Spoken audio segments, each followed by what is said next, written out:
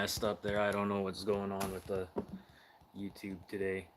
I don't know. Maybe they just don't want me doing the news. Okay, so let's start off with the weather here in western Manitoba, southwestern Manitoba. The temperature is minus 18 degrees Celsius. That's minus, well, 0 degrees Fahrenheit for you Yanks out there. And then today, Doug Ford, the Premier of Ontario, announced that he is talking about removing Crown Royal from the LCBO, which stands for the Liquor Commission Branch of Ontario.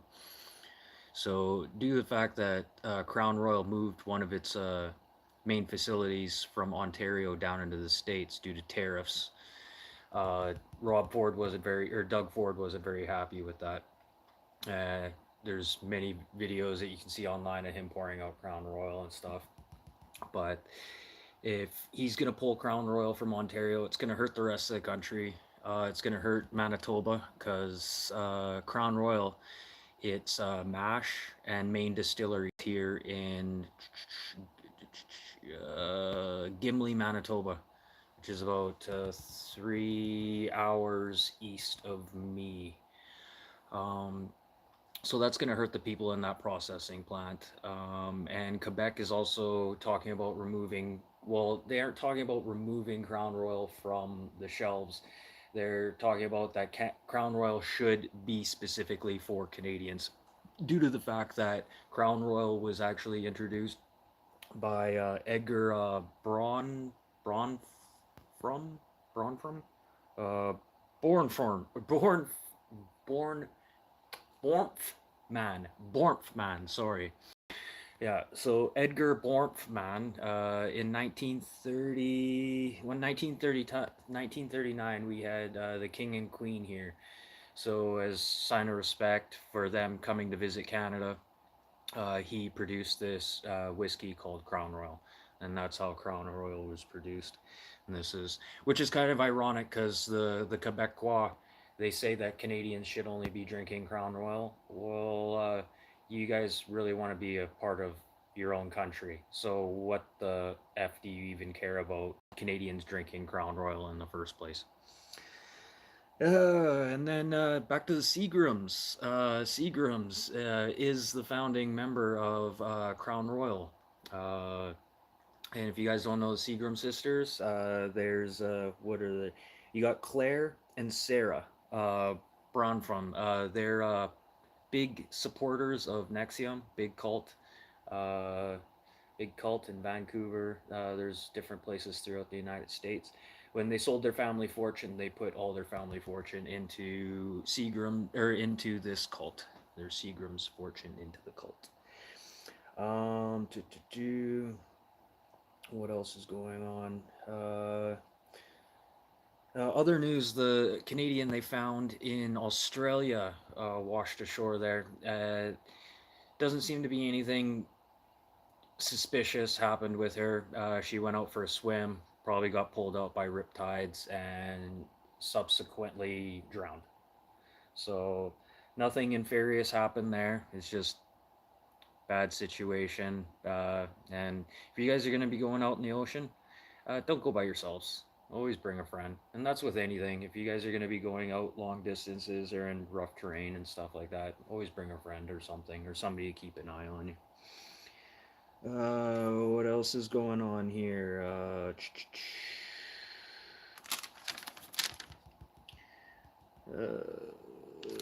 Oh, the Venezuelan president, or sitting in president of Venezuela, is starting to get a little tired of America's you do this, you do that, or else. So now she's starting to come to a realization that maybe this isn't a good place for us to be in right now. Uh, U.S. government's really pushing for that oil and expecting them to start pumping oil immediately, and yet Venezuela has not seen any funds or any way to actually be making this feasible for the Venezuelan people.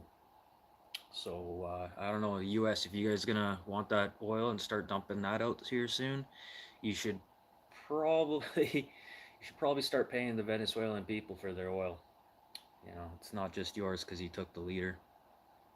Undergroundmus, what's up? What's up?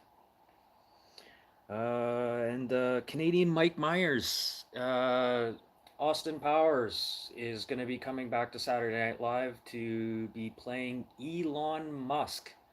How funny is that? A real Canadian pretending to be a Canadian who wants, or a wannabe Canadian. That's real Canadian pretending to be a wannabe Canadian.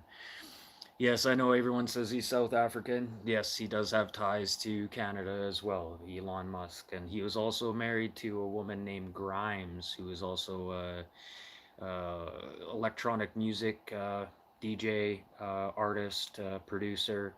I think he has a couple kids with her, if maybe just two. But there's another tie there with Elon Musk to Canada. And again, Trump, dude, you need to have an earpiece. You need to have somebody putting some words in. Oh, Canada is right. Uh, Trump, you need to get an earpiece, bud. Because, dude, first you're mixing up Greenland and Iceland, and now you're calling our Prime Minister Carney Governor Carney. Ooh, we're not U.S. yet there, bud. Carney's not your governor. So, I don't know, you better get some help or somebody in your little earwig there telling you the proper gando, man. And U.S. Canadian border crossings. Now it will be enforced. Doesn't matter you're crossing in or out of the U.S. Canada border, you will be pictured.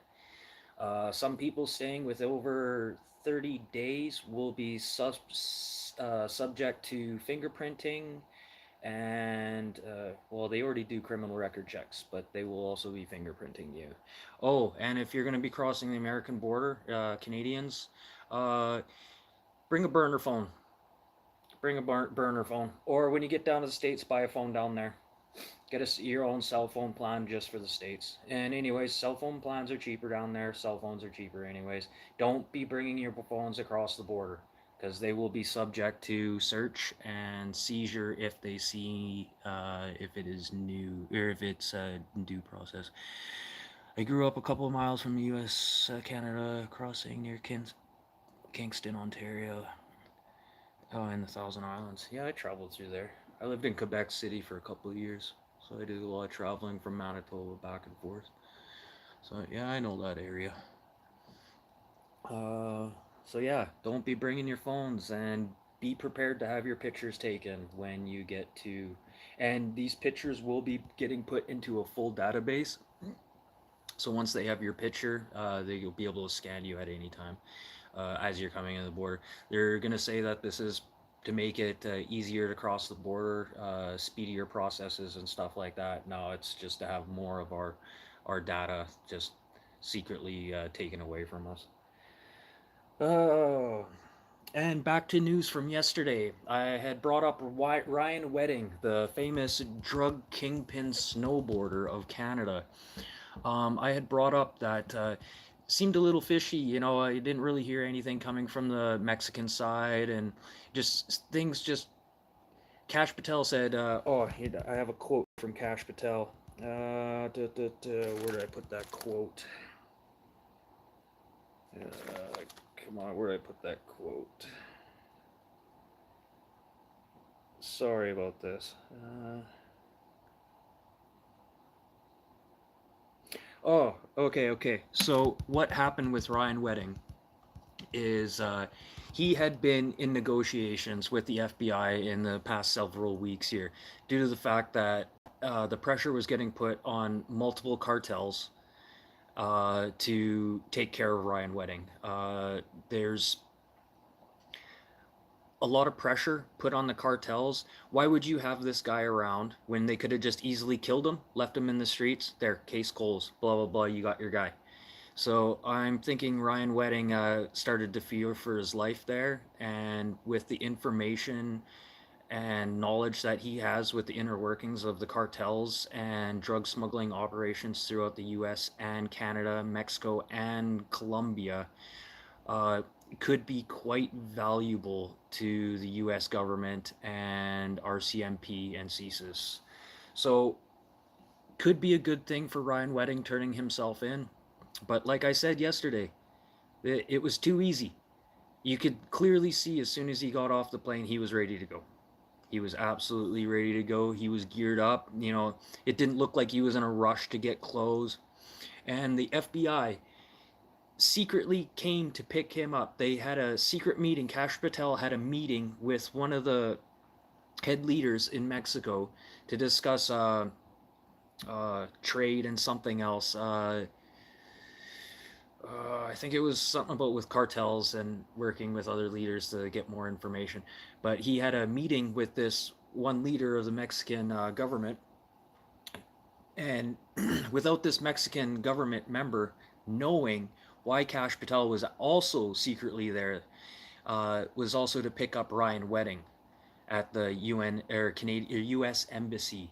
Ryan Wedding apparently just walked into the U.S. embassy, put his hands up, and had been sitting there for a couple days until Kash Patel had that meeting in Mexico, so he could secretly pick up Ryan Wedding. And they had to use a special FBI hostage escape network team to. They brought them in specially just to remove Ryan Wedding from Mexico because they were worried that if word had got out that Ryan Wedding was sitting there at the U.S. embassy in Mexico, they were worried that the cartels would set up checkpoints waiting for him to not only just get rid of Ryan Wedding, but a good high-ranking member of the FBI, Kash Patel. So yes, it wasn't as easy as I say it was. Yes, they did take a lot of precautions to bring in Ryan Wedding, and at the end of the day, they got the man. Ryan's safe.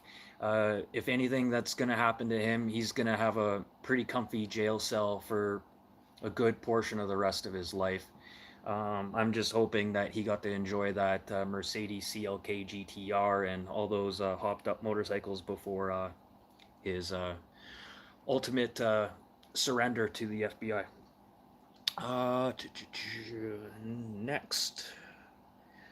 Wow, I'm just flying through this stuff today. Well, I did start a little bit late. I'm really sorry for that, you guys. I had a couple technical errors on my end here. Oh, and also when the Ryan Wedding and Kash Patel landed in at the airport there, not only were all the agencies involved to find him there, the RCMP and CSIS members were also there at the airport waiting for him to get off the plane. With so obviously they had a notice that, hey, look, you guys got to get down here, blah blah blah. He's on his way. Want you to be here on the ground when we land. You see all the faces of the people that helped kind of push you to surrendering. So that's another little thing. Anything I miss on page 1? Doug Ford.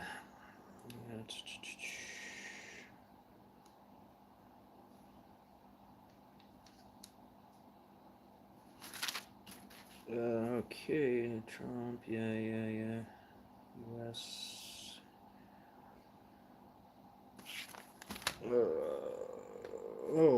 Okay, and more Canadian news. The Canadian RAF, Royal Canadian Air Force, are planning a scheduled training mission up to Alaska for winter training exercises.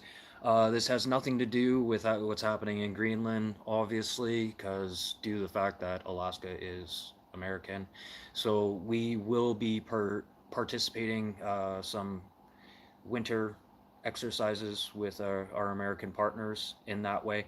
I normally wouldn't say American partners, but when we're working together in such ways as that, like going to the moon, also having a Canadian on that flight, you know, that would be working together, unlike the way other things are happening here with trades and tariffs and taking over other people's countries.